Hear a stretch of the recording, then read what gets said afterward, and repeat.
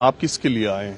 Sir मेरे वालिद साहब को कल गोली लगी थी, मैं उन्हें लेकर आया यहाँ पर, और वो इस कदर उनका खून बह चुका था कि मैं सीधा यहाँ से, मुझे एंट्री नहीं मिली इमरजेंसी से, तो मैं पीछे से गया कि मैंने पूछा कि भाई ब्लड कहाँ दिया जाएगा। उन्होंने कहा पीछे, क्योंकि पता था कि ब्लड की जरूरत पड़ेगी ही पड़ेगी। अब मैं जितना डॉक्टर साहब के पास जाता हूँ फौरन, तो मैंने कहा सर पापा कैसे हैं, कि कौन से, उन्हें थोड़ा पता था कि कौन कौन, तो अंदर उनके चेहरे पे वो कफन ढका हुआ था। अब मैंने जैसे चेहरा हटाया, 2 जने थे वहां, कि मैंने कहा नहीं शायद ये तो वैसी गुमान निकाला। दूसरा देखा तो मेरे वाले वो पैरों तले जमीन खिसक गई। वो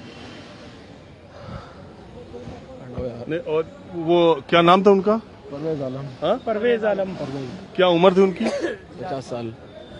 और कहाँ थे वो? बीच रास्ते में, अगर पुलिस चाहती तो हम शायद थोड़ा और जल्दी आए थे। पुलिस अगर हमें सपोर्ट करती ना तो हम थोड़ा और जल्दी आए थे। हमने पुलिस के आगे आजीजी करी, आजीजी, हुक्म नहीं जाड़ा, आजीजी करी कि सर हमारे साथ चलिए, ठीक है। लड़खड़ाते हुए हाथ उनके सामने पेश किए गए, सर हमारे साथ चलिए, मेरे वालिद साहब के गोली लगी है, खून बह गया है। उन्होंने कुछ दिक्कत नहीं, तुम जाओ। मैं कहा सर हाँ, कि कुछ भी हो सकता है, दंगे हो रहे हैं। इस बार पत्थर नहीं चल रहे, इस वक्त गोलियां चल रही हैं, और यह गोली लगी है, पत्थर की चोट नहीं है। पत्थर की चोट होती तो आम क्लिनिक होता, वहां पे मरम्मत हो जाती। मैं कहा सर गोली लगी है, वहां से मनाही हो गई। फिर दूसरी जगह हमें फिर मिले आगे। मैं कहा सर आप में से तो बहुत सारे, एक आधे जने से कोई दिक्कत नहीं है, आप चलिए हमारे साथ। वहां से मना हुई। हम ईश्वर के भरोसे चलते रहे, जो होगा ठीक है, हो जाएगा। ईश्वर के भरोसे हम चलते रहे। तो कहाँ, मैं ये जानना चाह रहा हूँ, कहाँ वो फंस गए थे, कहाँ खड़े थे? वो अपने घर के आगे ही खड़े थे। हमारा घर जो है रोड से मिनिमम 30-50 फीट अंदर है, मेन रोड से। मेन रोड से। वो अपने घर पे ही खड़े थे, बाहर थोड़े उधर खड़े, उस साइड खड़े थे, थोड़े इस साइड खड़े थे। एक दिन पूरे दिन करीब 13 या 14 घंटे लगातार पथरावबाजी जो भी हुई, वहां दंगा फसाद, लूटपाट, तोड़म ताड़ी जो भी हुई। अगले दिन सुलह हो चुकी थी सुबह से ही। सबको ये कहा देखो, सबने एक दूसरे के आगे हाथ जोड़े, एक दूसरे गले मिले, कह रहा भाई हमें यही रहना है, हमें यही रहना है, हमें यही रहना है। सबने सुलह कर ली, लेकिन अचानक पता नहीं क्या हुआ, गोलियां चल गई घर के सामने ही? वो अफरा तफरी हुई। पापा खड़े थे, बाल साहब ऐसे खड़े हैं बाहर, रोड इस साइड से आ रहा है, लेफ्ट साइड से।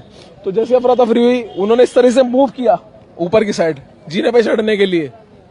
गेट खुला हुआ था, जैसे मूव किया, गोली इस जगह लगी यहाँ, और वो उन्हें समझने का मौका नहीं, सीधा एकदम गिरे, मुंह के बल गिरे, मुंह के बल गिरे। हाँ, गोली इधर फेफड़े में, यहाँ फंस, यहाँ लगी, वो पार नहीं हुई, और वहां सीधा एकदम खून बहने लगा।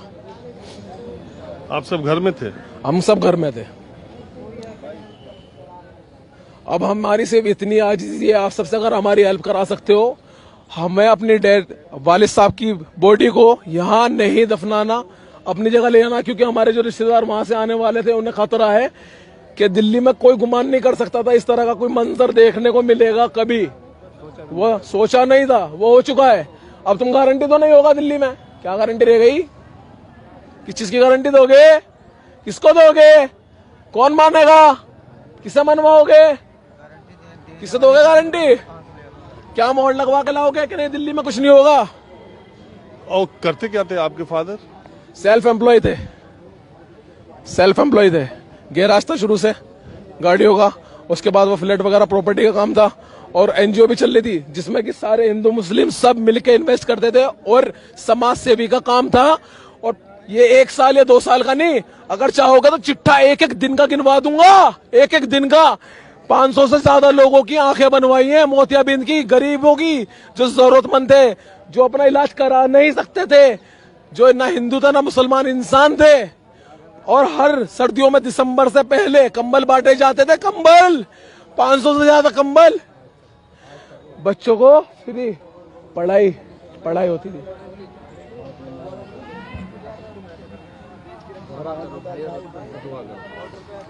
मेरे वालिद ने मेरे देश से मोहब्बत करनी सिखाई थी।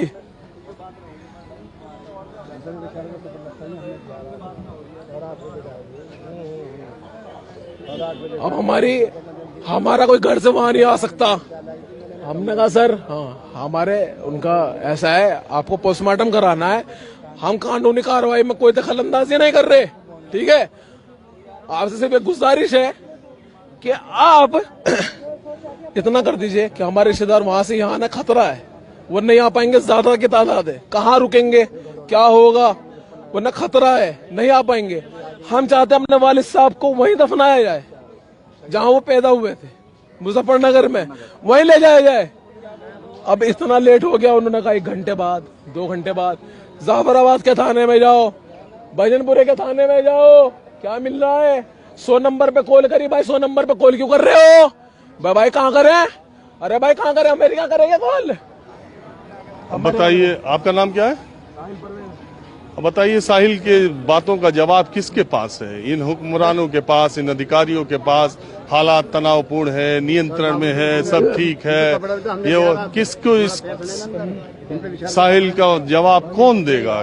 कौन इसकी बातों को, बाप पिता का साया खोने के बाद अब डेड बॉडी के लिए इसे दर दर की ठोकरें खा रहा है। अगर हमारी आवाज किसी तक पहुंच रही हो, किसी जिम्मेदार लोगों तक ये बात पहुंच रही हो, तो इनका कम से कम अब तो इनके लिए राहत मिले। अब ये जो चाहते हैं उनको कुछ हो जाए, जो पिता के खोने के बाद कम से कम अपने पिता का जनाजा सही समय पर ये बेटा दे सके।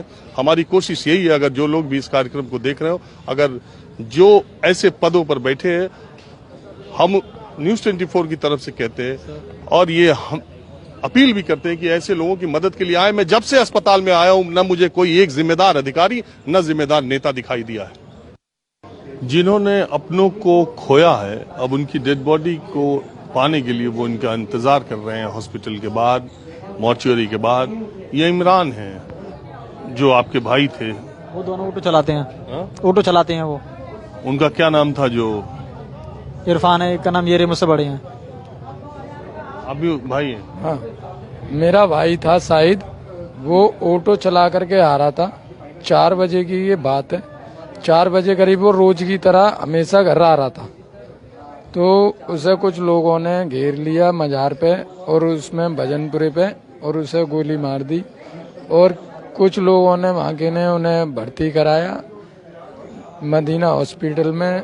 फिर उसके बाद 6 बजे करीब हमारे पास एक रिश्तेदार ने फोन करा कि वो साहिद के गोली लग गई है, उसकी मृत्यु हो चुकी है। उसके बाद हम जीटीवी लेकर के आए, तो जीटीवी में हमें पता चला कि वो खत्म हो गया। अब 3 दिन हो गए, 3 दिन से उसका पोस्टमार्टम भी नहीं हुआ, लेकिन आज हुआ 3 दिन के बाद। तो वो कह रहे हैं कि वीडियोग्राफी के 4000 रुपये लगेंगे जब बॉडी मिलेगी, वरना 4-5 दिन के बाद मिलेगी। आप लोग किसके लिए आए और क्यों आए? बीरभान के लिए आए हैं। बीरभान हमारा भाई था और अपने काम से घर को जा रहा था, तो तकरीबन 3:30-4 बजे करीब सब्यार की पुलिया पर उसमें पीछे से किसी अज्ञात व्यक्तियों ने गोली मार दी। दंगे के अंदर। कब की बात है ये? ये कल है, तकरीबन 3:30-4 बजे। और वो क्या करते थे?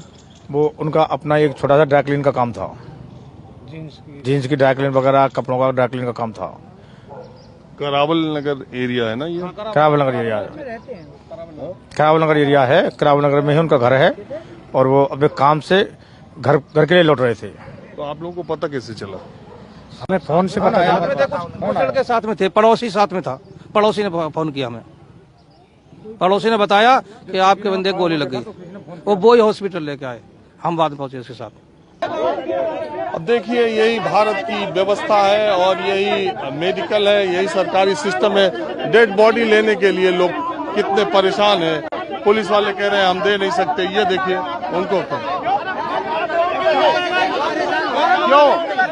अरे भाई क्या हुआ? इनकी डेड बॉडी क्यों नहीं? वैसे बोर्ड वाला वो करवा रहा हूँ मैं पोस्टमार्टम करवा रहा हूँ सुबह से। क्या नाम है, राहुल सोलंकी का। उसके बाद मैंने इनके कागज तैयार किए हैं। अब वो वहाँ टाइम खत्म हो गया, मैं क्या करूँ उसमें बताओ? मैं कहीं खाली हूँ क्या? काम ही कर रहा हूँ ना सुबह से, मैं सुबह से काम ही तो कर रहा हूँ। मैं खाली हूँ क्या? मैं सुबह से काम ही कर रहा हूँ ना। ऐसा जो सामने इसमें तुमने कहा नहीं मैं एटीएम से पैसे निकालने जा रहा हूँ। वो तो दिए अलग ये 4,000 रुपए क्या है? 4,000 बोर्ड का जो काम है ना, बोर्ड का काम हो रहा है, उसमें वीडियोग्राफर को देने पड़े हैं। ठीक है, ये बताइए, दंगों में लोगों ने अपनी जान गंवा दी, डेड बॉडी लेने आए हैं, उनसे 4,000 रुपए लेना लेना जरूरी है? मैंने दिए हैं उसको बोर्ड का काम कराने के लिए, वीडियोग्राफी बनाने के लिए, मैं ये कह रहा हूँ। इस तरह का माहौल है और बातें ये होती है कि सरकारी अस्पताल में इलाज फ्री, सबका कौन कौन सी योजनाओं का नाम लेते हैं। इसमें हर नेता, हर पार्टी, हर सरकार की बात मैं कर रहा हूँ। काश इधर भी कोई आता, काश कम से कम जिन लोगों ने जान गंवाई है उनसे 4,000 रुपए तो न लिया जाता।